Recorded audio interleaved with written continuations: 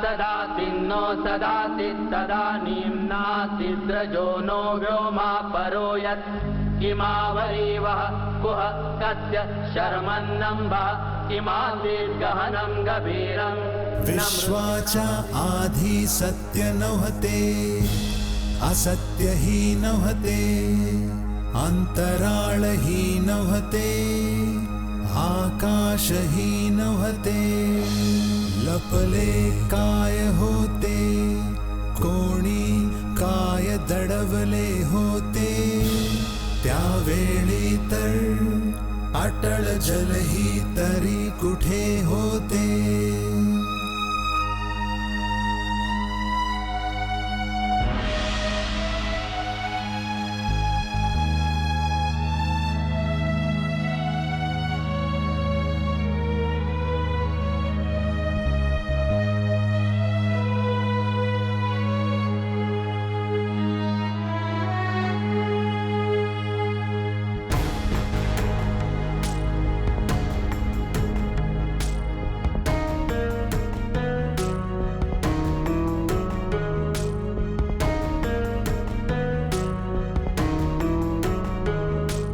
सृष्टीचा कोण करता करता आहे की अकर्ता उंच आकाशी राहणारा नेहमी विश्व प्रमुख असणारा त्यालाच खरे माहित असते की माहित नसते कोण काय जाणे काय जाणे काय जाणे काय जाणे.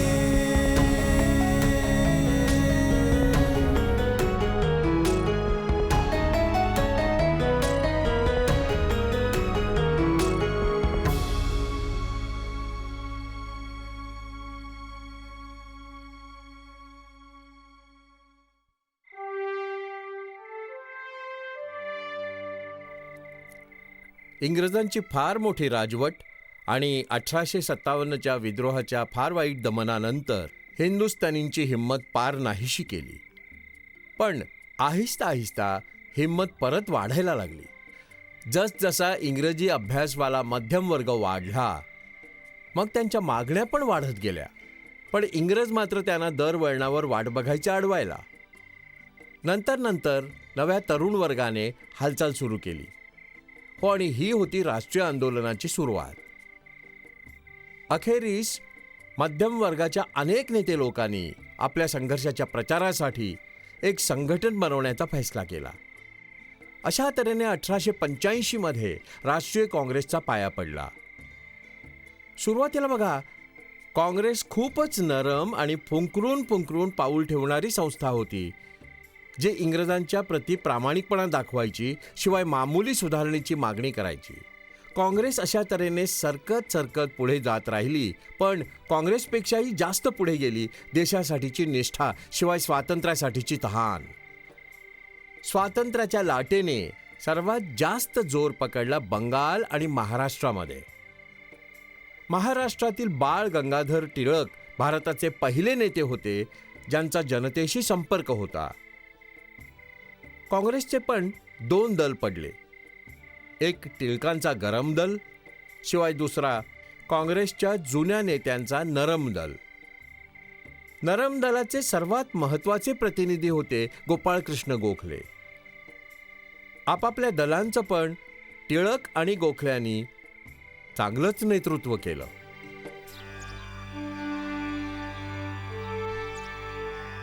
Study please. Thank you. नमस्कार रानाडे साहेब. नमस्कार. गोखले साहेब नमस्कार. नमस्कार. जोशी साहेब नमस्कार. नमस्कार. तुम्ही कदाचित मला ओळखलं असावं. मी सुबोध पत्रिकाचा पत्रकार आहे. हो हो, ओळखतो मी. एज ऑफ कन्सल्ट बिल्डच्या बाबतीत तुमचे रिपोर्ट मी नित्य वाचत आलोय. धन्यवाद. तुम्हाला मी एखादा प्रश्न विचारू शकतो? हो, विचारा. एज ऑफ कॉन्सर्टच्या बिलावरून दिवसेंदिवस विरोध वाढतच चाललाय. आणि बाळ गंगाधर टिळकांची ही धारणा आहे की हे बिल आपल्या शास्त्रांना, आपल्या परंपरांना नुकसान पोहोचवणार आहे. काय तरी पण तुम्ही ह्या बिलांचं समर्थन करणार?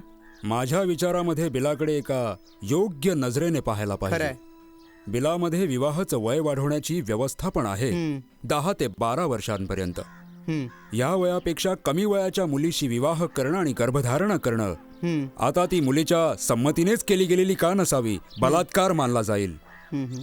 स्वतःच्या पत्नीवरच बलात्कार. जाहीर आहे की बिल आपल्या मुलींच्या संरक्षणासाठीच पेश केलं जाणार आहे. मला समजत पण हे नाहीये की विरोध कशासाठी होतोय. प्रश्न असा आहे रानडे साहेब की सरकारला सुद्धा एका अशा मामल्यांमध्ये जी पूर्णपणे सामाजिक समस्या आहे ढवळाढवळ करण्याचा काय पण हक्क आहे. वागळे, जेव्हा रोग एका दोषाच्या पकडीमध्ये असतो, शिवाय स्वतः बाहेर निघून जाण्याचा मार्ग पण शोधू शकत नसतो, तेव्हा सरकारला ढवळाढवळ करण्याचं, दोषाला हटवण्याचं पाऊल उचलावंच लागतं. असं पण कट्टरपंथी विरोधकांचं सांगणं आहे की तुम्ही सुधारवादी लोक ह्या मामल्याला नाहक महत्त्व देतात, कारण म्हणजे महिला पण ह्या बिलाच्या विरुद्ध आहेत. कदाचित हे सत्य आहे की अन्यायाचा सर्वात वाईट असर हा पडत आलाय की तो स्वतः चिरडलेल्या सावजाच्या मनामध्ये इतकी निराशा निर्माण करत असतो की सावज स्वतःच आपल्या शिकाराचे तळवे चाटणं सुरू करत असतं. आपल्या असहाय्य महिला जर कट्टरपंथींच्या मोठ्या गर्दीमध्ये सामील होतच असतील तर मला आश्चर्य नाही होणार. एक अखेरचा प्रश्न रानडे साहेब. टिळक असं सांगतात की आपलं सरकार एक विदेशी सरकार आहे, म्हणून अशा सरकारला पण हिंदू जीवन पद्धतीसारख्या नाजूक बाबींशी असं खेळायला देणं हे तसं काही खरं नाहीये. असं सांगणं तेव्हा योग्य होतं जेव्हा विदेशी शासक स्वतःतर्फे बिल पेश करतील. या मामल्यामध्ये आपल्या शासकांचा सुद्धा मुळीच खाजगी स्वार्थ नाहीये. जरा विचार करा. अखेरीस म्हणतील ते असंच ना, आपण जसे आहोत बस राहावं तसंच. असंघटित आहे मग असंघटित. आचार भ्रष्ट असल्यास आचार भ्रष्ट. ठेंगणे, खुजे, विकलांग. आपलं सामाजिक जीवन सारखं खूप हरवलेलं असावं, लुळं लंगडं लकवा मारून पडलेलं. चांगलं होईल जर तुम्ही टिळकांनाच या प्रश्नाचं उत्तर विचाराल. हो, मी जरूर विचारीन. धन्यवाद. नमस्कार. नमस्कार. माझ्या विचारामध्ये कायद्यामध्ये सुधारणा करण्याची मुळीच गरज नाहीये. रानडे आणि गोखले जे बघा नाही समजत आहेत, गोष्ट ही आहे ती की जर आपण स्वतःच आपलं सरकार बनवण्याच्या कामामध्ये महारथ हस्तगत करण्याची इच्छा आहे तर आपल्याला हे दाखवावं लागेल की आपण आपला बंदोबस्त स्वतःच करणार आता, आणि आम्हाला अशक्य नाही आहे. आपसामध्ये नक्की काहीतरी करता येतं हे. हो, आणि अशा तऱ्हेचं काम आम्हाला चांगल्या तऱ्हेने करता येतं. कायदा आणि प्रस्तावांनी मुळीच नाही होणार पण काही. पण टिळक साहेब, सुधारवादींचं तर असं म्हणणं आहे की स्वतः त्यांच्याकडून ही गोष्ट बाहेर नाही आली आहे की लोकांना हे पटावं की उशिराने विवाह करणं त्यांच्यासाठी फायद्याचंच आहे. वागळे, हे जे लोक म्हणवून घेतात सुधारवादी त्यांचं त्यांनाच, यांची संख्या आहे किती? कोणी पण ह्यांना आपल्या नेत्याच्या रूपामध्ये ओळखतही नाहीये. सरकारने मतावर त्यांच्या विचार करायची गरजच नाहीये. हो, आणि याचसाठी विधानसभेमध्ये आपण असं कुठलंच पाऊल नाही उचलायचं ज्यामुळे लोकांचे धार्मिक आणि सामाजिक रीतिरिवाज बदलत असावेत. पण टिळक साहेब, डेक्कन कॉलेजचे विख्यात संस्कृत विद्वान डॉक्टर रामकृष्ण गोपाळ भंडारकरांनी तर शास्त्रांचे श्लोकावर श्लोक ऐकवत हे सिद्ध केलंय की हिंदू धर्मशास्त्रांच्या अनुसार यौवनात आल्यावर मग विवाह करणं अनुचित नाहीये, पण शास्त्रसंमत आहे. शास्त्रांची अशी ही व्याख्या नका करू. शास्त्रकारांना मधोमध नका आणू. भांडारकर आणि पण अशा अनेक लोकांना आमचं हेच सांगणं आहे. अहो, त्यांनी स्वतःच्या तर्काच्या धारीला सुद्धा आणखी दुसऱ्या जागेवर जात पारखावं. धर्मशास्त्र कुठला बघा तो दगड नाही ज्याच्यावर त्यांनी स्वतःच्या बुद्धीचा वस्त्रा रगडायचा. जर शास्त्राचं योग्य अध्ययन आणि खरी व्याख्या करणं नाहीयेत, मग कृपया शांत राहा आणि चूप राहा. मित्रांनो, जसं तुम्ही जाणतच आहात, age of consent bill viceroy महोदयांच्या काउन्सिलमध्ये पेश होणार आहे. ही सभा अशा उद्देशाने बोलावली गेलीय की या बिलाद्वारे जे साहसपूर्ण पाऊल उचललं गेलंय त्याचं आपल्याला समर्थन करायचं आहे. प्रस्तावित बिल परत घ्या. प्रस्तावित बिल परत घ्या. प्रस्तावित बिल परत घ्या. सुधारवादी मुर्दाबाद. सुधारवादी मुर्दाबाद. कारण या बिलाद्वारे आपल्या त्या अनिष्टांचं निवारण होईल जे आपल्या कमी वयामधल्या कन्यांचं जीवन बर्बाद करीत आहेत आज. रावसाहेब, पुण्यातील तथाकथित प्रमुख महानुभावांची वागणूक बघून मला खूपच दुःख झालं. ही तर गुंडागिरी आहे. मला खरं तर अशा लोकांशी संबंधच ठेवायची इच्छा नाहीये. खरं तर मी असा दिवसच येऊ नये म्हणतो जेव्हा मला त्यांच्याशी बोलायची वेळच येऊ नये. असा नका विचार करू गोपाळराव. अहो, तमाम आंदोलनाला तुम्ही आपला विजय माना. त्या बिल बघा पास होऊन पण गेलंय, खरं ना? बस आपलं लक्ष्य म्हणजे पूर्ण पण झालं. हे पण नका विसरू गोपाळराव की जोपर्यंत आपण सुधारवादी आहोत तोपर्यंत अल्पसंख्याकच बनणार सदा. बहुसंख्याक तर कट्टरपंथीयांच्या साथीने राहतच आलेत. म्हणून त्यासाठी तुम्ही स्वतःला वाईट वाटून घेऊ नका. सोडा ते सगळं. शक्ती एकवटा आता. अजून बरीचशी मोठी कामं बाकी आहेत. म्हणून यासाठीच मी तुम्हा दोघांना आज इथे बोलावलंय. रावसाहेब, मी क्षमा मागतो बघा त्यांच्या वर्तावासाठी. तुम्ही दोघं हे जाणतात की अनेक वर्षांपासून आपण सर्व काँग्रेसमध्ये आहोत. बरं, हे पण जाणवत आलंय की कलकत्त्यामध्ये बसलेल्या सरकारला सुद्धा अर्ज लिहिलेत तरी आजवर एक पण काम नाही बघा शक्य झालंय. नोकरशाही ना केव्हा बदललीय ना बदलणारही. आपण निषेध व्यक्त केला तर ते विचारणार पण नाहीत. यासाठी डोक्यामध्ये येतं की इंग्लंडच्या लोकमताला पण प्रभावित करण्याचा प्रयत्न केला पाहिजे. आमचे थोडेसे विदेशी मित्र आहेत जे ब्रिटिश पार्लमेंटमध्ये आपल्या तक्रारींना मोठा आवाज देत आहेत. आपण पण रीतीबद्ध ठोस पाऊल उचललं पाहिजे. अशी संधी पण समोर दिसते. मला लंडनहून दादाबाई नौरोजींनी लिहिलंय की एक नवीन रॉयल कमिशन नियुक्त केलं जात आहे जे आपल्या शासनासंबंधी आणि आर्थिक मामले सुद्धा घेत उठवलेल्या तक्रारींवर विचार करणार. हिंदुस्थानी साक्षीदारांसोबत बोलणी पण करणार. मी सांगितलं त्यांना की मी आपला साक्षीदार म्हणून जायला तयार आहे हो, पण आपलं सरकार यासाठी तयार नाहीये. त्यांचं असं म्हणणं आहे की मी न्यायाधीशाच्या पदावर काम करतोय, यासाठी मी राजनीतीतनं दूर राहिलं पाहिजे. या कामासाठी मी तुमच्या नावाची शिफारस करू इच्छितो गोपाळराव. ही बघा तुमची मोठी कृपा आहे रावसाहेब. आणि तुम्ही नेक आहात, तल्लख बुद्धीचे आहात, म्हणणं समजावता पण येतं तुम्हाला चांगलं. हे काम तुम्ही चांगलं करणार नक्की. तरी रावसाहेब, मला आर्थिक व्यवहारांच्या बाबतीमध्ये जास्त जाणकारी नाहीये तशी. गणेशपंत तुम्हाला मदत करतील ना? अर्थशास्त्राचे मोठे गहन जाणकार आहेत ते. मी पण आपलं थोडं म्हणजे समजतो. आम्ही दोघं बघा तुम्हाला तयार करणार नक्की. अगदी बिलकुल करणार तयार. बरं, मग काय विचार आहे? जर तुम्हाला भरवसा आहे की हे काम मी करू शकतो तर मी जरूर मेहनत करून दाखवीन. हेच कारण आहे मित्रांनो.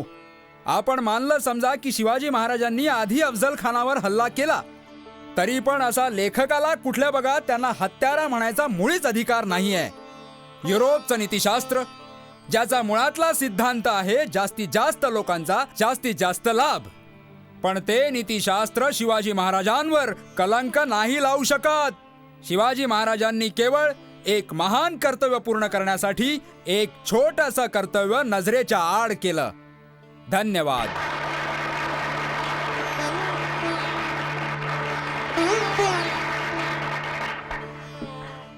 मित्रांनो, आपण इतिहासाच्या शोधकार्यावर समय न घालवता पटकन असली मुद्द्यावर आलं पाहिजे. आमचं मानणं असं की शिवाजी महाराजांनी प्रथम योजना बनवली आणि पुढे मग अफजल खानाचा वध केला. आता पण प्रश्न हा उठत आहे की शिवाजी महाराजांचं हे काम नैतिकतावादी होतं की अनैतिकतावादी होतं? हा प्रश्न पण आपल्याला दंड संहितेच्या नजरेने नाही बघता येणार, किंवा ना मनू आणि याज्ञवल्क्यांच्या स्मृतीसारखे बघता येणार. पश्चिमी आणि पूर्वी सिद्धांतांच्या अनुसार पण नाही बघता येणार. समाजाला बांधणारे पण नियम तुम्ही आणि माझ्यासारख्या साधारण लोकांसाठी होत असतात. काय तुम्हाला एखाद्या ऋषीच्या कुळाचा पत्ता लावता येईल? नाही लावता येणार. काय एखाद्या राज्यावर अभियोग लावला जाऊ शकणार आहे? नाही लावला जाणार आहे कधीच. तात्पर्य हे आहे की नैतिकतेचे सर्वांचे सिद्धांत महापुरुषांसाठी नाही हो असत. शिवाजी महाराजांनी अफजल खानाचा वध केला, काय हे पाप होतं? माझ्या मताप्रमाणे बिलकुल नाही. म्हणजे एखाद्या स्वार्थाविना केलेलं बघा काम, यामध्ये केव्हाच कुठला दोष नाही मुळी असत. मी तुम्हाला एक प्रश्न विचारू इच्छितो. जर तुमच्या बघा घरामध्ये एक चोर घुसलाच आणि तुमच्या बाहूंमध्ये इतकी शक्ती नाहीये की चोराला धक्के देत बाहेर काढायचा, मग तुम्ही काय करायचं? माझं उत्तर आहे की तुम्ही विचार न करता जराही त्याला खोलीमध्ये बंद करा, हो, आणि जिवंत जाळा त्याला. विदेशींना पण ईश्वराने ताम्रपट लिहित असं हातांमध्ये नाही दिलंय की घ्या हो हिंदुस्थानचं हे राज्य आणि मजा करा हो. माझं म्हणणं तुम्हा सर्वांच्या ध्यानामध्ये येत आहे ना? आपला दृष्टिकोन तुम्ही विशाल करा. आता विहिरीतली बेडकं बनणं सोडा. दंडसहित सुद्धा दोरीवर टाका पाळत आणि महापुरुषांच्या जीवनावर विचार करा. धन्यवाद. मिस्टर गोखले, हे कमिशन फॉर हॅपी आहे मुळात तुमच्यासाठी म्हणजे जाणून घ्यायला तुमचं ओपिनियन आपण काही प्रश्नांवर जे आहेत ॲडमिनिस्ट्रेशन ऑफ इंडियावर. बरं, तुमच्याप्रमाणे तुमच्या नॅचरल रिसोर्सेस आम्ही वापरल्याने तुमच्या देशाची आम्ही प्रगती थांबवली आहे. बरं, तुम्ही आता सांगाल का मला की आम्ही सुरू केल्यामुळे इथे रेल्वे कशी काय कमी झाली प्रगती तुमची? सर्वप्रथम फार मोठ्या प्रमाणात रेल्वेचं जे काम चाललंय त्यापेक्षा महत्त्वाच्या गोष्टी दुर्लक्षित आहेत. याचा रिझल्ट असा झालाय, आमच्या नैसर्गिक संपत्तीचं खूपच नुकसान झालंय. म्हणजे नीळ, चहा, कॉफी आणि अशाच लागवडीद्वारा मुक्त व्यापाराची तुमची नीती ही वेळेच्या पूर्वी आमच्यावर थोपवली जाते. यामुळे आमच्या सर्व उद्योगधंद्यांचा नाश झालाय, ज्यामुळे आमच्या सर्व लोकांना पण वाईट अवस्थेतली आज शेतीच करावी लागते. पण मुक्त व्यापारामुळे फायद्याचा इफेक्ट व्हायला पाहिजे ना मिस्टर गोखले? तो इफेक्ट कमी आहे अगदी. आम्हाला फक्त मजुरीच मिळते तिथे, बाकी सर्व मात्र प्रॉफिट आणि बाकी मलिदा बाहेर जातो.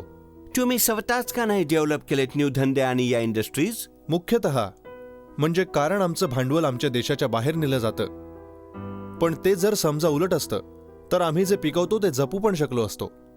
आम्ही परदेशींचं स्वागत करण्याच्या अवस्थेत असतो, त्यांना आवडतं तसे वागलो असतो. आम्ही बरोबरीच्या पातळीवर त्यांच्याशी स्पर्धा पण करू शकलो असतो. पण आता मात्र आम्हाला फक्त मजूर बनवून सोडून देण्यात आलंय. म्हणजे फक्त लाकूड कापणं किंवा पाणी वाहणं इत्यादी. हे त्या घरासारखं झालं बघा, पण त्यामध्ये आहे एक माणूस फक्त, आणि तो आहे पॅरालिटिक. आता त्या घरामध्ये आहेत खूप चांगल्या गोष्टी, त्या माणसाला त्या गोष्टींचा उपभोग नाही घेता येत. पण लोक येतात बाहेरून मग आणि तुकडे फेकून त्याच्यावर आणि त्याच्या सर्व वस्तू बाहेर नेतात. वस्तू बाहेर नेता? पण आम्ही विकत घेतो मिस्टर गोखले. तुम्ही बघा ही केस घ्या रेल्वेची. इंग्लंड एक मोठा वाटा विकत घेऊन या तुमच्या स्वदेशी कारखान्यांना बदल्यामध्ये रेल देत आहे. काय आपल्या दोन देशांमधली ही एक्सचेंज बरी नाही? येस, पण तुम्ही मजुरीच्या स्वरूपात आम्हाला फक्त तुकडे फेकत असता आणि प्रॉफिट्स मात्र घेऊन जाता तुम्ही. पण शुअरली मिस्टर गोखले, बघा इंग्लंड ह्या सर्व वस्तू विकत घेऊन येत आहे आणि हे दोनांसाठी चांगलं आहे. रिझल्ट असा आहे की आपल्या दोन देशांमध्ये खूप चांगला व्यापाराची अदलाबदल होत आहे. पण सर, ही साधनं आमची स्वतःची आहेत.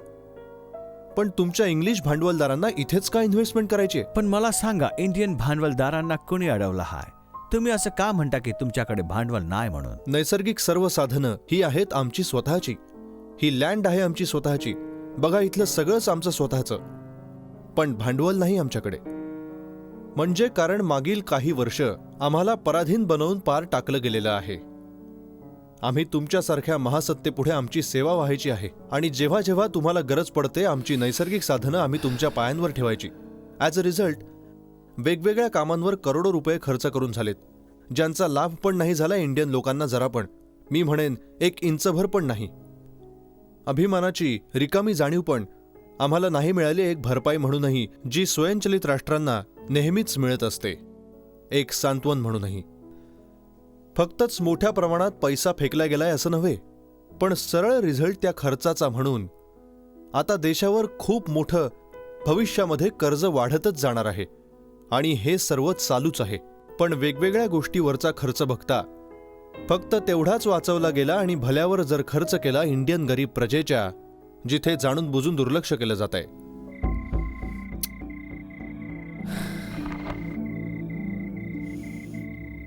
काल प्लेगमध्ये किती मेले? 60. मागील आठवड्याच्या मुकाबल्यामध्ये चांगलीच टक्केवारी चालली आहे. मला तर वाटतंय प्लेग कमिटीचे प्रमुख वॉटर रेंजची कठोर कारवाई चांगलाच परिणाम दाखवतेय. कदाचित. तरी पण त्याच्या उद्धट पद्धतींचा काय परिणाम होईल कोण जाणे.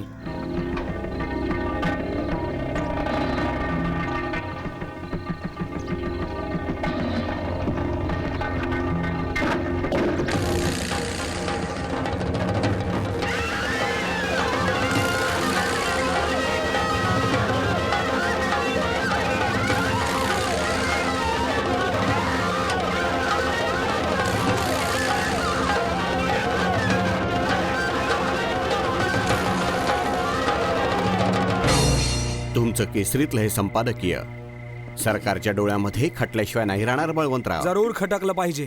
हं. आणि मी खरं सांगतो प्रोफेसर जिन्सीवाले, ही राणी व्हिक्टोरियाची जुबली बनवायची खरी वेळ नाहीये. कमीत कमी भारतामध्ये तर नाहीच आहे.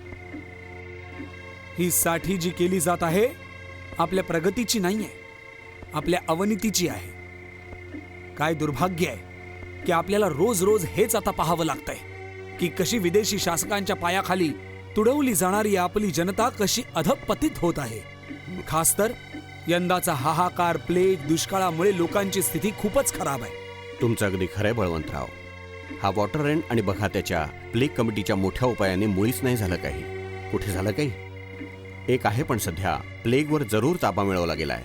माझी उपायांना त्यांच्या मुळीच हरकत नाहीये, पण हा रँड एक असा इलाज बघा सिद्ध होत आहे जो आजारापेक्षा 100 पट भयानक आहे. गरीब लोकांवर अत्याचार, 2 निष्पाप महिलांवर बलात्कार, भयानक भयानक. मी ऐकलं एका बाईने आत्महत्या केली आहे. स्थिती खूपच खराब आहे. मी कविता लिहिली आहे प्रोफेसर जिन्सीवाले, जी मी केसरीमध्ये छापू इच्छितो. असं विषय काय आहे? जर शिवाजी महाराज आज जिवंत असते तर या देशाची बिघडणारी स्थिती बघून काय म्हणाले असते? वाचू? अवश्य वाचा. केळकर, खाडीलकर, तुम्ही पण ऐका दोघं. आपल्याच डोळ्यांनी बघतोय मी आपल्याच घराची अजब बर्बादी. काय ह्या दिवसासाठी मी स्वतःची संपदा लुटवली? अरे कुठे हरवलं उष्ण रुद्र रक्त, ज्याने धरणीचं ह्या सिंचन घडतं, ज्याच्या बळावर मी मृगेंद्रासारखा ह्या जमिनीसाठी लढलो नेहमीचा. कसे दिवस आलेत हे शिवशिव. माझे किल्ले बनलेत आता अवशेष. कुटील विदेशी नेत असतात देशाची लक्ष्मी इथनं खेचत. गेली सबळता, गेली विपुलता, आता फक्त घुबडं बोलत आहेत. मनाच्या शांततेच्या मध्ये भयाची शाई घोळत आहे, भयाची शाई घोळत आहे. शिवाय पुढे पण थोडं असंच लिहिलंय. सांगा ना, कशी काय वाटली तुम्हाला? खूपच जबरदस्त आहे. कवितेमध्ये बघा त्या सर्व बाबी आल्यात ज्या आमच्या मनाला एकसारख्या बोचत असतात. तुम्ही मोठ्या संकटानं बोलावणं देत आहात बळवंतराव.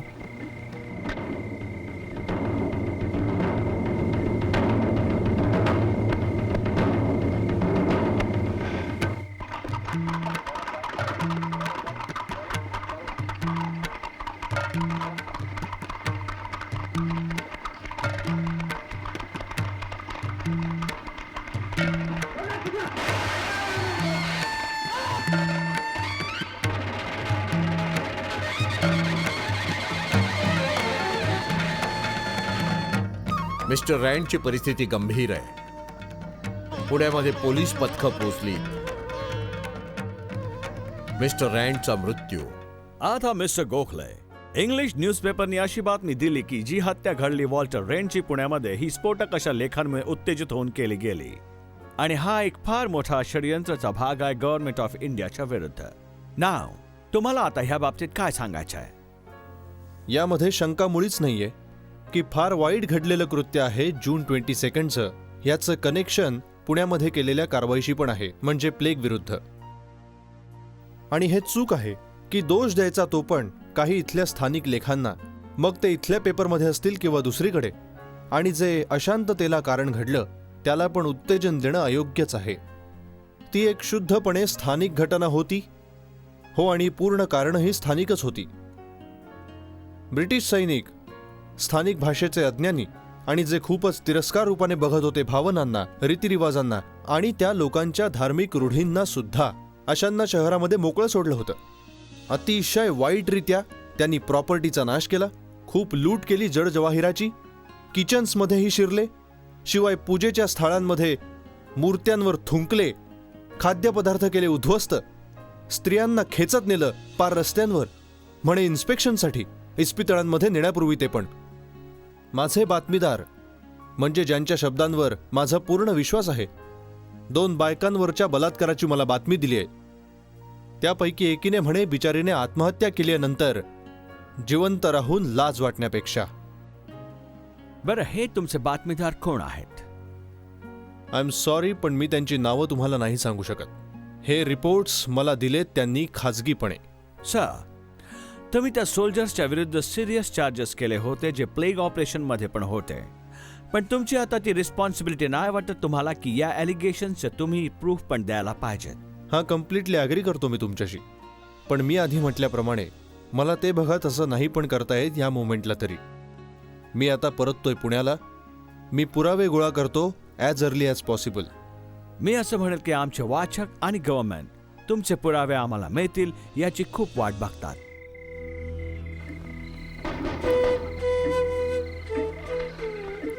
Yes gentleman. काय तुम्हीच बाल गंगाधर टिळक? खरंय.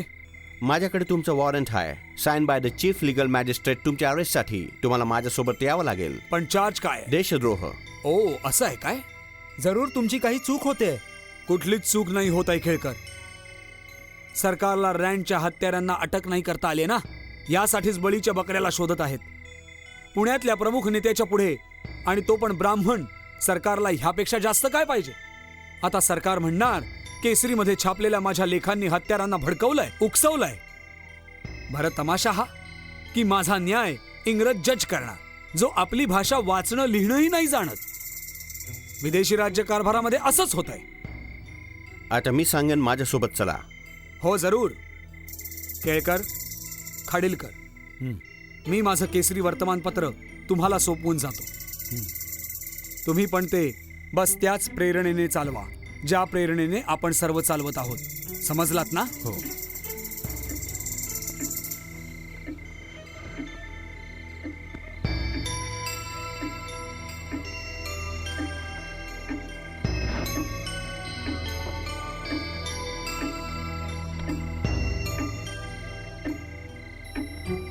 Come, let's go.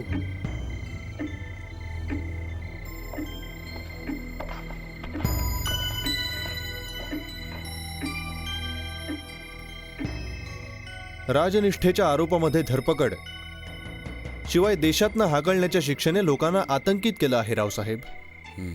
बरं, ह्या स्थितीमध्ये पुढेही येत नाही एक जण की बघा त्या 2 महिलांच्या अत्याचाराची पण साक्ष द्यायला.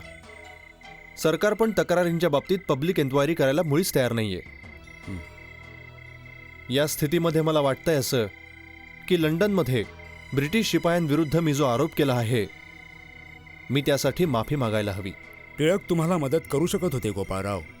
तरी मोठं वाईट तर हे आहे की जजने त्यांची जमानतीची अर्जी पण नामंजूर केली आहे. माफ करा गोखले साहेब, आता माझ्या विचाराने तुम्ही माफी मागितल्याने लोकांमध्ये फार निराशा पसरेल. महिलांवर अत्याचार केला गेला यामध्ये शंकेला मुळी पण जागा नाही. यासाठी काय फरक पडणार की तुम्ही अजूनपर्यंत पुरावे नाही मिळवलेत समजा. शिवाय दुसरं, तुम्ही जो आरोप लावलाय तो सद्भावनेने लावला आहे. तुम्ही कोणाचं नाव घेऊन तर नाही सांगितलं की हा आणि हा अत्याचारासाठी जबाबदार आहे. नाही हो, ते तुमच्या विरुद्ध मानहानीचा मुकदमा नाही चालू शकत. वागळे, मी जाणतो ब्रिटिश माझ्या विरुद्ध कायदेशीर कारवाई नाही करू शकत. म्हणून याचसाठी एक सज्जन व्यक्ती ह्या नात्याने माझ्यावर अजून जबाबदारी येऊन पडते. टिळकांना अटक झाल्यावर मग, शिवाय अटक झाल्यामुळे पण हिंदुस्थानी लोक आणि इंग्रजांमध्ये जातीय तणाव वाढत आहे. गोपाळरावांच्या क्षमायाचनेमुळे होऊ शकतं मामला थोडा थंड पडण्यामध्ये मदत मिळेल. नाही रावसाहेब, मला तर वाटतं हा माफीनामा आगीमध्ये तुपाचं काम करणार. शिवाय जर तुम्ही मला विचारलं, म्हणजे आमचा कोणी प्रतिष्ठित नेता जर बिलकुल चूक न करताही इंग्रजांची माफी मागत समझोता करीत आहे, तर हे आम्हाला आवडणार नाही कधीच. वागळे, मी जाणतो माझं माफी मागणं आपल्या उद्देशाला सुद्धा, जो आपल्याला सर्वात जास्त प्रिय आहे, शिवाय जो पूर्ण करण्याचा मी नेहमीच प्रयत्न करीत राहिलोय, बरोबर हानी पोहोचणार आहे. तरी मला दुसरा कुठला रस्ता पण दिसतच नाहीये. रावसाहेब, मी माफीचा मसुदा तयार करतोय.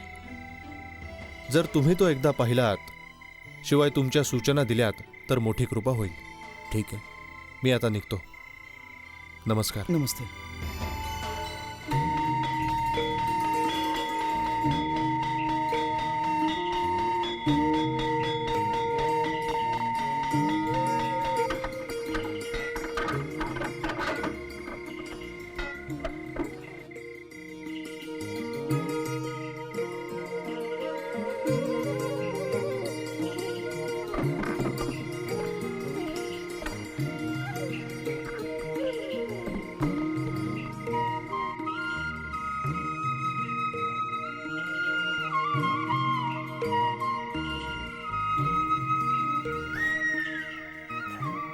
सांगा, कसे आहात?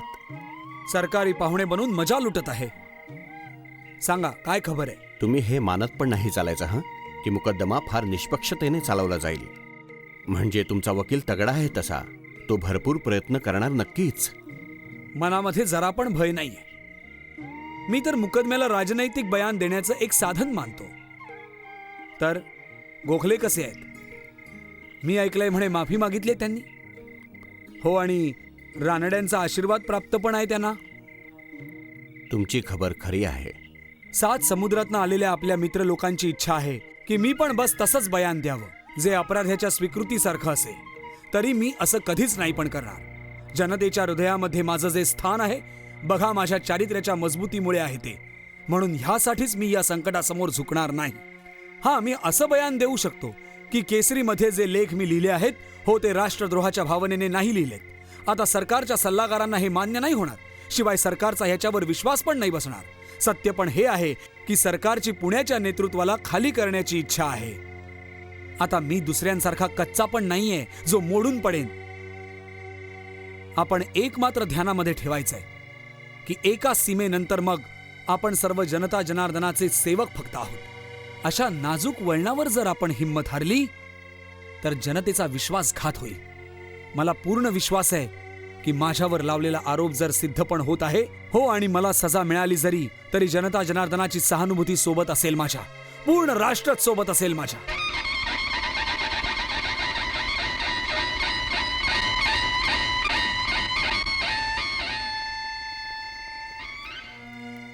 याच वेळच्या एका घटनेने बंगाल मुळातनं हललं सगळं. म्हणून देशभरामध्ये खळबळ माजली गेली. सरकारने बंगालच्या मोठ्या सुभ्याला पण, ज्यामध्ये बघा त्यावेळेस बिहार पण सामील होतं, 2 हिस्सांमध्ये वाटलं. अर्थात पूर्व बंगाल निराळा केला गेला. बंगालच्या मध्यम वर्गाच्या लोकांना म्हणून या वाटणीने मोठी ठेच पोचली. बंगालमध्ये एक जबरदस्त ब्रिटिश विरोधी आंदोलनाने जोर पकडला. जमीनदार लोक आणि भारतीय पुंजीपती लोकांनी पण याला साथ दिली. स्वदेशीची ओरड प्रथम बस त्यावेळीच पण ऐकली गेली जेव्हा ब्रिटिश मालाचा बॉयकॉट व्हायला लागला. या हो, या बंधूंनो या. इंग्रजी सामान जाळून टाका. लोकमान्य टिळकांचा विजय असो. लोकमान्य टिळकांचा विजय असो. लोकमान्य टिळकांचा विजय असो. मी माझ्या त्या साथीदारांस धन्यवाद देतो ज्यांच्यामुळे आपल्याला आज बघा काही करायची सुसंधी मिळाली. बंगालच्या वाटणीने आपल्याला साफ साफ बघा सांगितलंय की बघा भाषणबाजीचा आता काळ गेलाय. आपण थोडं आता करायचे दिवस आले आहेत. बंधूंनो, तुम्ही लोकांनी, लाखो लोकांनी मत जे इथे दिलंय, सरकार मताला 2 कवडीचं मानतं. त्या जनता जनार्दनाचा सल्ला सरकारसाठी एका पाण्याच्या लाटेसारखा आहे जी सरकारी पाषाणांवर टकरा देत देत ठिकऱ्या ठिकऱ्या होत असते. मग इतकंसं तोंड घेत परत येत असते. ह्याचसाठी, बस ह्याचसाठी आम्ही स्वदेशीचा नारा लावला आहे. इंग्रजी सर्वसामानाचं बायकॉट कशासाठी? तर ह्यासाठी की सरकारच्या शिरावर घमेंडीचं मोठं भूत जे बसलं आहे अहो तेव्हाच उतरेल ते जेव्हा आपण सरकारला चिमटा काढणार. सरकार जनता जनार्दनाला घासफूस आणि काडीसारखं समजतं. सरकार हे नाही जाणत की जेव्हा घासफूस एकत्र होत असते, एकामध्ये एक होत असते, तेव्हा एक अशी मजबूत रश्शी आणि रस्सा बनत आलाय जो एका हत्तीलाच होकाय अनेक हत्तींना सुद्धा बांधत आलाय. लोकमान्य टिळकांचा विजय असो. लोकमान्य टिळकांचा विजय असो. लोकमान्य टिळकांचा विजय असो. केळकर, ही बातमी आपल्या पहिल्या पानावर छापली पाहिजे. नमस्कार. नमस्कार गोपाळराव. यावे यावे यावे, बसावे. गोपाळराव, तुमचं अभिनंदन. तुम्ही आमचं लक्ष ध्यानात ठेवून ह्या वेळेस इंग्लंडमध्ये जे काम करून दाखवलं त्याच्यासाठी मी माझ्या आणि माझ्या सहयोग्यांतर्फे तुमची प्रशंसा करतो. मी हा माझा गौरव समजतो. तुम्ही स्वदेशी मामला घेत लोकांना जे एकत्र केलं आहे त्याच्यासाठी मी पण तुमचं अभिनंदन करतो. तुम्ही ब्रिटिश पार्लमेंटमध्ये अनेक सदस्यांना भेटला असाल अवश्य. आमच्या निषेधाच्या बाबतीमध्ये पण काय प्रतिक्रिया आहे त्यांची? मला दिसलंय बघा, आपल्या मागण्यांच्या बाबतीमध्ये जागरूकता वाढतीये तिथे. मागण्यांचं सत्य पण त्यांना समजतंय, हे खरंय. बघा, तिथे लंडनमध्ये माझी जॉन मॉर्ली यांच्याशी खूप मोठी बोलणी पण झाली. हे तेच जॉन मॉर्ली आहेत जे यानंतर सेक्रेटरी ऑफ स्टेट बनतील. मी म्हणेन बघा, ते मला आपल्या समस्यांच्या बाबतीमध्ये सहानुभूती असणारे दिसले. वाटलं मला असंही की जॉनपेक्षा चांगला सेक्रेटरी ऑफ स्टेट दुसरा कोणीच पण नाही बनणार नक्की. तुमच्या आशावादाची प्रशंसा करू इच्छितो गोपाळराव. काय तुम्हाला पण खरंच हा भरोसा आहे की ही मॉर्ली नामक व्यक्ती हिंदुस्थानची भलाई इच्छित आहे? अगदी. बघा, ते माझ्या अनेक म्हणण्यांशी सहमत पण झालेत. तुम्हाला फक्त शब्दांच्या आधारावर इंग्रजांस पण आपल्या बाजूला नाही करता येणार. आपल्याला शब्दाने नाही पण कृतीने आपणा सर्वांना मजबूत बनवता येईल. मग काय तुम्हाला असं सुचवायचं आहे की आपण ब्रिटिश मालाच्या बॉयकॉटची धमकी सुद्धा खरंच करायची आहे नक्की? आपण फक्त हेच करायचंय आता. मी तुमच्याशी सहमत नाही मुळीच. आपली एका नाजूक अवस्थेतनं वाटचाल चाललीये. जर बॉयकॉटची धमकी खरी होतीये, मग आजवरच्या केलेल्यावर पाणी फिरणार आहे. आपण आपल्या लक्ष्यापासून भरकटणार. गोपाळराव, आपलं लक्ष बघा आता फक्त इतकंच आहे की आपल्याला सरकारला पण दाखवायचं आहे की बघा, त्यांच्या तऱ्हेने राज्य नाही चालणार आता. आपण आपल्या लक्ष्यापासून तेव्हा भटकणार जेव्हा इंग्रजांच्या चिकन्या चोपड्या बोलण्यामध्ये येत आपण आपल्या मूळ तक्रारी विसरणार. बळवंतराव, बॉयकॉट केल्याने इंग्रजांमध्ये क्रोध पसरणार आहे. देशाचं भलं चिंतणाऱ्याने पण असा विचार नाही करायचा कधीच. काँग्रेसने तर अजिबात नाही. मग जा चला हो आणि इंग्रजांसमोर आपले हात पसरत भीक मागा. तुम्ही समजत का हो नाही गोपाळराव की भीक मागत मुळीच काही नाही होणार. जोपर्यंत आपण हे बघा सिद्ध नाही करत की शक्ती आपल्यापाशी आहे, आम्ही पण बघा करणार काही, तोपर्यंत आपली पण गारहाणी ऐकायला फुरसत नाहीच त्यांच्याकडे. आपल्याला ब्रिटिशास पण ह्या बाबीवर राजी करता येईल की आमच्या हिंदुस्थानामध्ये शिकलेल्या लोकांचा एक असा वर्ग पण आहे जो मोठ्या जबाबदारीने आमच्या जनतेचं प्रतिनिधित्व करणार सहज. आणि ह्यासाठीच सरकारच्या कारभारातील एक मोठा हिस्सा आपल्याला मिळाला पाहिजे. मोठा हिस्सा? तुम्हास गोरे लोक मोठा हिस्सा देणार? गोरे लोक तुम्हाला इतकासा तुकडा पण नाही देणार.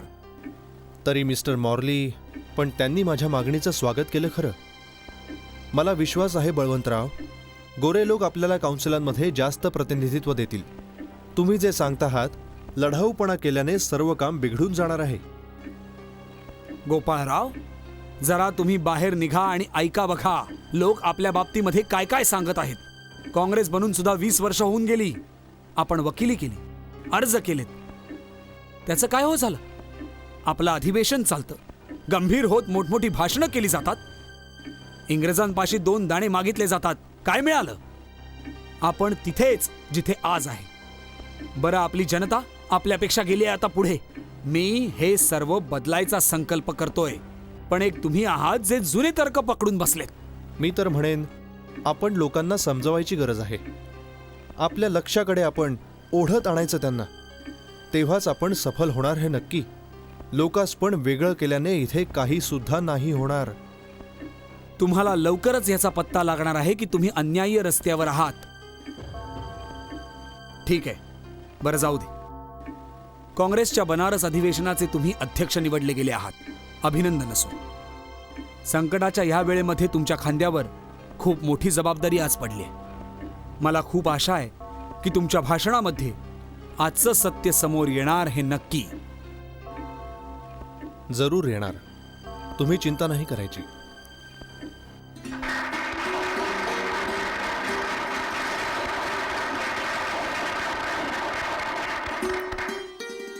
सज्जनांनो, हे पण सत्य आहे की सगळ्याचाच अंत होत आलाय सदा. लॉर्ड कर्झनच्या व्हॉइसरॉयच्या अवधीचा अंत होणार आहे. एक निस्संदेह बुद्धिमान व्यक्ती, ज्याच्यामध्ये काम करण्याची अतिशय शक्ती आहे, ज्यांना भाषेचं वरदान मिळालेलं मोठं, ज्यांच्यामध्ये अतूट उत्साह आहे, आणि अशी व्यक्ती, अशी तेज तर्रार व्यक्ती पण सहानुभूती आणि कल्पनेचा अभाव होण्यामुळेच हिंदुस्थानच्या लोकांना समजला नाही. पण जनसाधारणाच्या आकांक्षांसाठी लॉर्ड कर्झनच्या मनामध्ये मुळीच सहानुभूती नाहीये. हेच नाही, प्रजेमध्ये जेव्हा पण आकांक्षेची लाट उठताना बघा दिसते त्यांना, तेव्हा मग ते विचार करतात की लाट उभारण्याऐवजी दाबण्यामध्येच त्यांच्या देशाचं भलं होईल. देशाच्या सेवेची काय तर सुंदर रीत आहे ही. आता घडलंय असं की त्यांच्या कार्यावधीच्या समाप्तीवर पूर्ण देशभरामध्ये आपल्याला व्यापक असंतोष दिसत आहे, खरंच जितका आधी कधीच दिसला नाही. बंगालचं वाटप फार निर्दयपणे केलं गेलं. खरं तर इतका जबरदस्त विरोध पण झाला जितका मागील अर्धशतकामध्ये एका पण सरकारी पावलाच्या विरुद्ध पण नाही बघा झाला. बरं, हे वाटप पूर्ण झालं बंगालचे सन्मानित आणि आदरणीय लोकनेत्यांचा सल्ला घेतल्याशिवाय. एका कठोर आणि अनियंत्रित नोकरशाहीच्या दडपशाही वागणुकीविरुद्ध बंगालच्या जनतेने जी तेजस्वी भूमिका स्वीकारली आहे तो चमत्कार आहे. शिवाय संपूर्ण हिंदुस्थान बंगालचे अतिशय आभारी आहेत. आंदोलनाच्या ज्या नव्या रीती उभ्या झाल्या आहेत, हो, त्यामध्ये स्वदेशीचं आंदोलन, आर्थिक आंदोलन होण्याच्या सकटच देशभक्तीचं पण आंदोलन आहे. आता बॉयकॉट शब्द एक प्रकारच्या वाईटपणाचा वास जाहीर करीत आहे. तो इशारा करीत आहे, एकदम संकेत करीत आहे दुसऱ्यांना इजा पण पोहोचवण्याच्या हिंसा वृत्तीचा. आपले इंग्लंडशी जे सर्व संबंध आहेत बघा, ते पूर्णतः अशी वृत्ती स्वीकारण्याचा आपल्यातर्फे प्रश्नच नाही उठत. तरी पण आपलं लक्ष आहे की हिंदुस्थानचं शासन हिंदुस्थानच्या लोकांच्या हातांमध्ये पाहिजे. खरं असं करीत इथे एक अशी शासन पद्धती घडली पाहिजे आता, जी आज ब्रिटिश साम्राज्याच्या स्वशासित उपनिवेशांमध्ये विद्यमान आहे. हिंदुस्थानच्या तमाम तक्रारींवर एकच इलाज आहे, बरं, तो आहे स्वशासन. आज तो दिवस येऊन ठेपलाय की ब्रिटिश नोकरशाहीने पण खरं तर आमच्या हिंदुस्थानच्या शिक्षण मिळवलेल्या वर्गांच्या हक्कामध्ये स्वतःची थोडी शक्ती त्यागायची. जर असं होतंय मग हिंदुस्थान विश्वातील राष्ट्रांमध्ये स्वतःचं उचित स्थान मिळवेल. तेव्हाच हिंदुस्थान स्थितींचा बनेल स्वामी देखील, भाग्यविधाता बनणार आहे. आपण हेच लक्ष्य सुद्धा पूर्ण करायचंय. आपण असाच हिंदुस्थान बनवायचा आहे.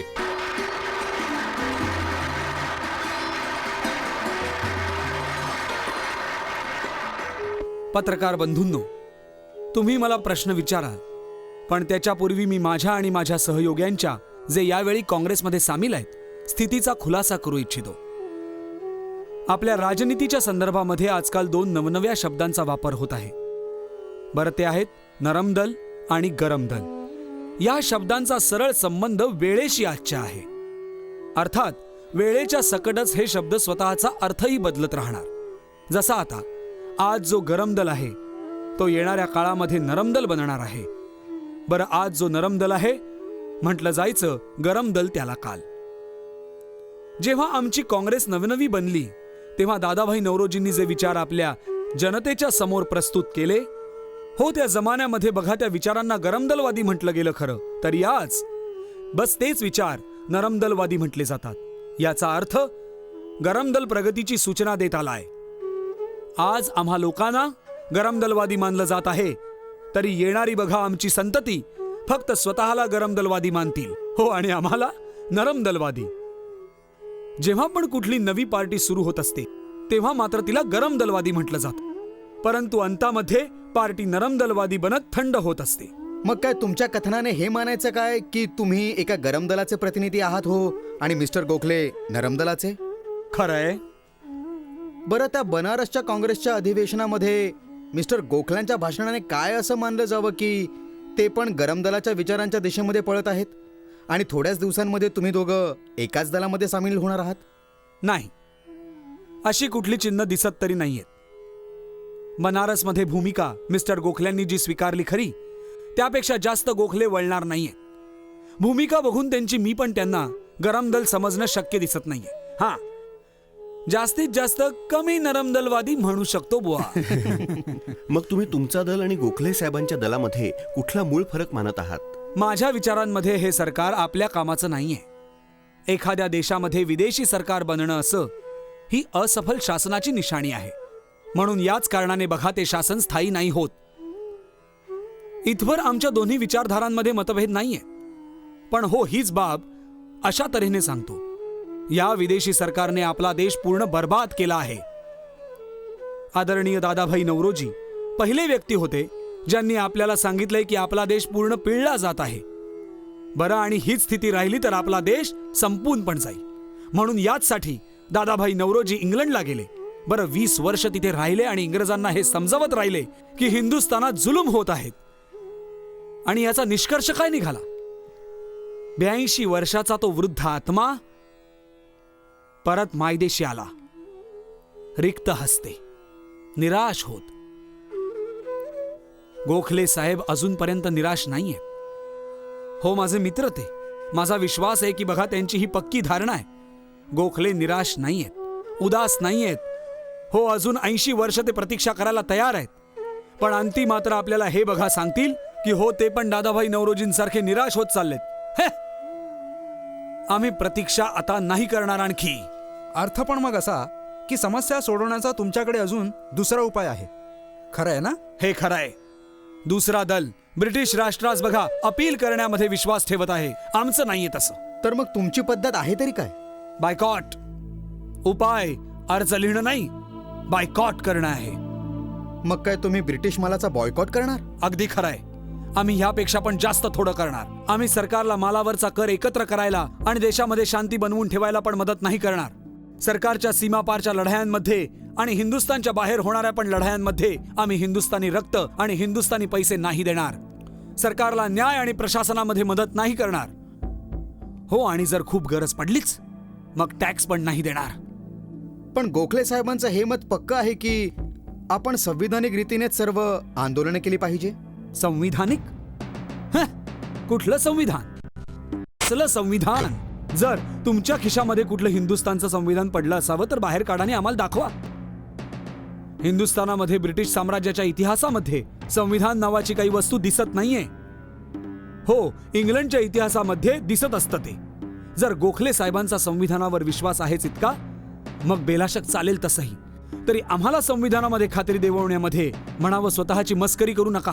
म्हणजे तुम्ही हे मानता की नरमदलवाल्या रीती काही कामाच्या नाहीयेत?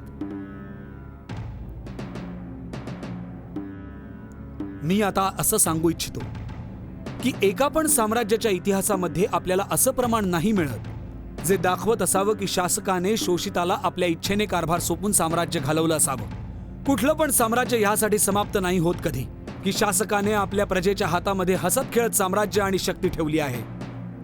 शक्ती मिळत असते, हात पुढे करून घेतली तरच, हो हिसकावली तरच. मोठं अजब बघा आहे हे. चिटणीस साहेब, तुम्ही असं का हो म्हणताय की यंदा काँग्रेसचं अधिवेशन नागपुरामध्ये नाही बोलवलं जावं? नागपूर गरमदलवाल्यांचा गड आहे. यासाठीच आम्ही हा फैसला केला आहे. आम्ही स्वतःच यामुळे खुश नाही.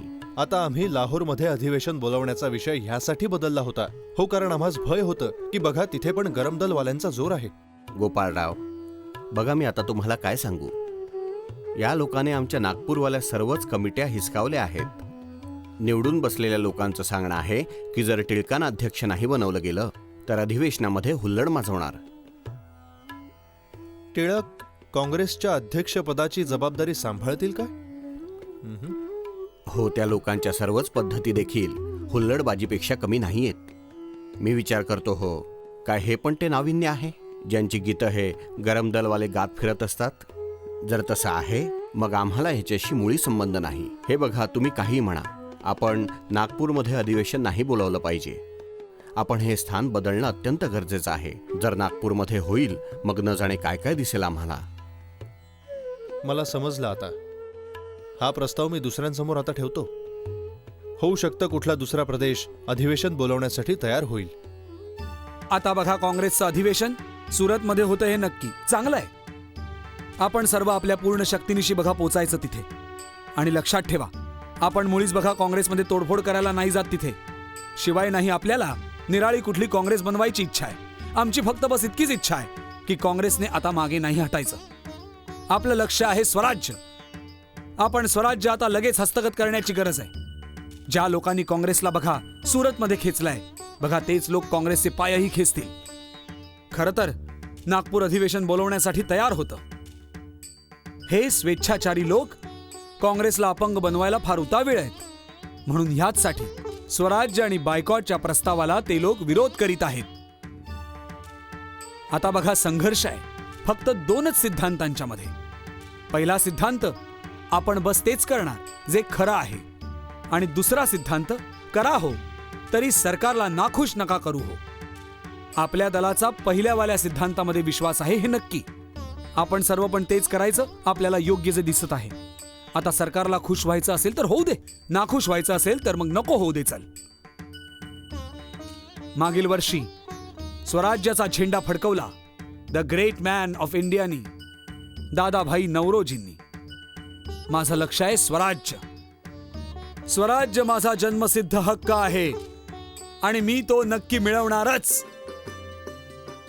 बंधूंनो आणि भगिनींनो, काँग्रेसच्या या अधिवेशनाचे अध्यक्ष डॉक्टर राजबिहारी घोषचा परिचय करण्यामध्ये मी स्वतःला गौरव मानतो.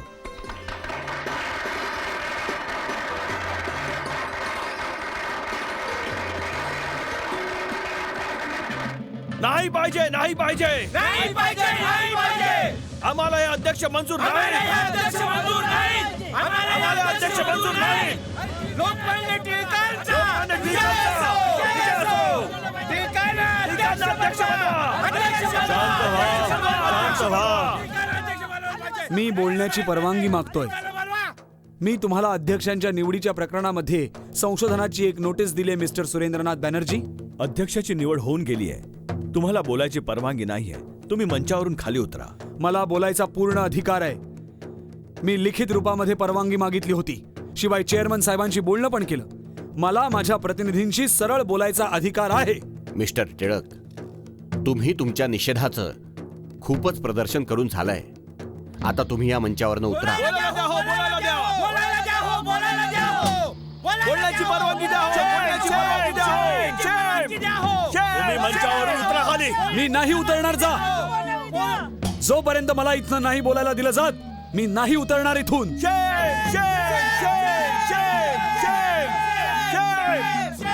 हटवा, उचलून द्या फेकून.